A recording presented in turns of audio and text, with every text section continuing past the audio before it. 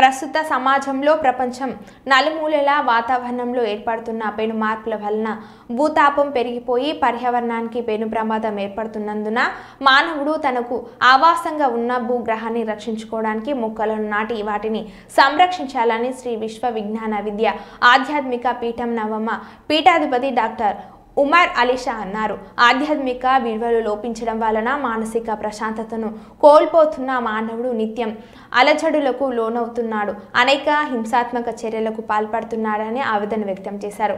ఆధ్యాత్మిక తాత్విక జ్ఞానాన్ని పెంపొందించుకోవడం వలన మనసును స్థాయి ఏర్పరచుకునే స్థితి ఏర్పడుతుందని తెలిపారు. ప్రతి ఒక్కరూ బాల్య దశ నుండే ఆధ్యాత్మిక తాత్విక విలువలను చిన్నారుల్లో పెంపొందించాలని వెల్లడించారు.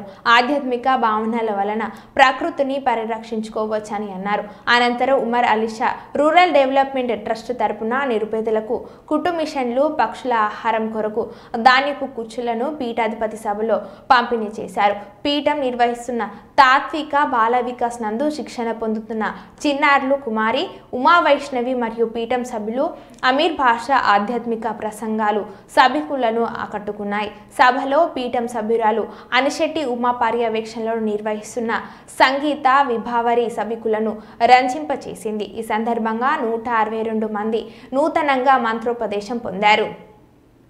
ఆ విధంగా సద్గురు అనేటువంటి ఆ పరిపూర్ణమైనటువంటి ఆ తేజస్సుని మనలో స్వీకరింపజేసుకుని జ్ఞాన తేజస్సుగా పొంది ధరించగలిగినట్లయితే మనలో జ్ఞాననేత్రం ఏర్పడుతుంది. ఆ జ్ఞాననేత్రం ద్వారా మనలో ఉండేటువంటి దైవత్వాన్ని దర్శించవచ్చు. అదేవిధంగా మన భౌతిక సమాజంలో మానవ రూపంలో మనం మనుగడ సాగిస్తున్నాం. మన భగవంతుడు ఒక అద్భుతమైనటువంటి అవకాశం మేధాశక్తి ద్వారా జ్ఞానాన్ని పొంది తరించే అవకాశాన్ని మనకు ప్రసాదించారు. ఆ జ్ఞానాన్ని మనం పొంది తరింప చేసుకోగలుగుతూ మన మానవ సమాజంలో మనకు వసించడానికి ఒక భూగ్రహాన్ని భగవంతుడు ప్రసాదించాడు. ఆ భూగ్రహాన్ని సురక్షితంగా పరిరక్షించుకోవాలి అన్నట్లయితే భగవంతుడు ప్రకృతిలో ప్రసాదించినటువంటి మొక్కల్ని మనం పరిరక్షించుకోవాలి.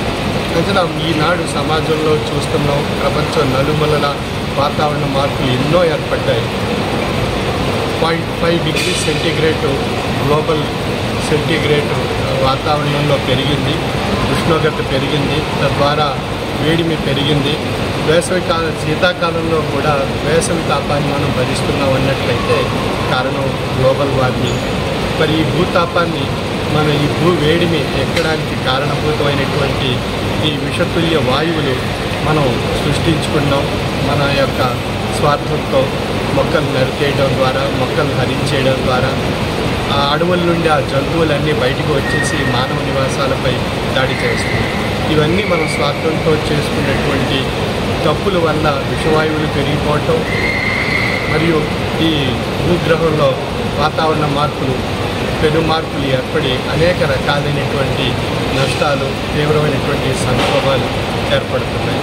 మరి ఈ విషయాన్ని మనం గుర్తించి ప్రతి ఒక్కరూ ప్రతి సంవత్సరం 3 మొక్కలు చొప్పున నాటగలిగినట్లయితే, మన భూగ్రహాన్ని హరితవనంగా మార్చుకోగలిగినట్లయితే ఈ విషవాయువులు తొలగింపబడతాయి, భూ వాతావరణంలో వేడిమి తొలగింపబడుతుంది, వాతావరణ సమతుల్యత ఏర్పడుతుంది, పంచభూతాల సమతుల్యత ఏర్పడి మనం సురక్షితంగా, ఆరోగ్యంగా, ఆనందంగా, ఆహ్లాదంగా మనుగడ సాగించగలుగుతాం. కాబట్టి అటువంటి భగవత్ సేవను మనం చేయగలిగినట్లయితే 3 మొక్కలు నాటి ఆ భగవంతుడి యొక్క కృపా కటాక్ష వీక్షణాలు మనపై ప్రసరింపబడతాయి. కాబట్టి ఆ 3 మొక్కలు మనకి 3 ఆక్సిజన్ సిలిండర్ లాంటి వాటివి.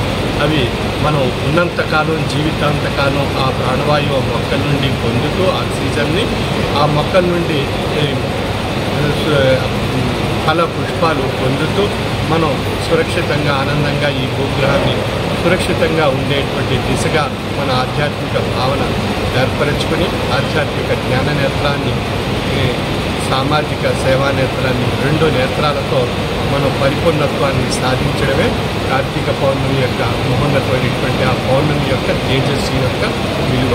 కనుక ఈ యొక్క విషయాన్ని మనం గమనించి ప్రతి ఒక్కరూ కూడా కార్తీక పౌర్ణమిలో భగవంతునికి సేవ, సమాజానికి సేవ, జ్ఞాన తేజస్సుని ప్రసరింపజేసుకోవడానికి మనందరం కూడా 3 మొక్కలు నాటి ఆ భగవత్కృపకు పాత్రలు కావాలని ఆశిస్తూ ఈరోజు ఆ పరిపూర్ణమైనటువంటి తేజస్సుని మనం కార్తీక పౌర్ణమి